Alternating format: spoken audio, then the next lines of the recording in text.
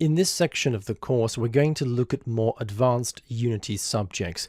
We've seen the fundamentals, how to create projects, how to create scenes, how to move objects, how to navigate around the viewport. We've seen the fundamentals of using the Unity engine, and now we want to see more interesting examples. And to get started at doing that, I want to draw your attention to the Unity example project. It's called the Standard Assets project.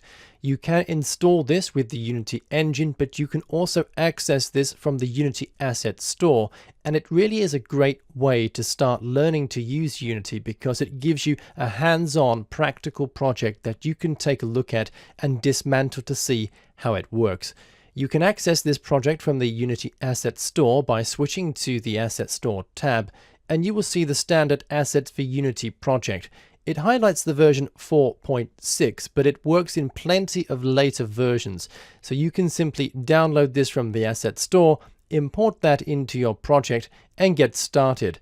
So this project contains a lot of different levels, small mini games, assets, and configured assets. And I want to show you one really fun scene that's good to play and to test out. I'm going to go back to the Scene tab here and down here to the Project panel.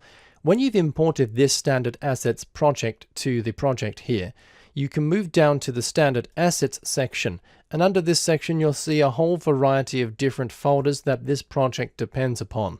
But I'm going to be expanding the Sample Scenes folder here, and we get a range of different folders where we can find assets. I'm going to open up the Scenes folder, and in particular I want to open up the car scene. So I'm just simply going to double click on the car scene here to open the car scene inside the view. If I switch to the Game tab, you can see the kind of view that is configured ready for gameplay. So this is a car driving game, and it comes complete with car physics and believable responses. So the way this game works is I simply press play on the toolbar to enter play mode for the game, to test out the game. I want to make sure that once I've chosen play, that I actually click inside the Game tab to make sure that it has input focus. That is, that this panel is detecting my mouse clicks and my keyboard presses. Now once the project is started, I can start playing the game as though I was the gamer for this game here. So I can use the keyboard controls, W, A, S, and D in this case. So W will drive the car forwards, A and D will steer the car in any direction that we need it to move, so I can start driving this car, and I'm moving up the ramp here, and I can see how this is running, and this is looking pretty good. I can steer left and I can steer right and begin to control this car, and actually here comes a ramp, and over we go, and I'm going to crash into this wall. Let's in fact move on a reverse here, and I'm going to drive around the corner.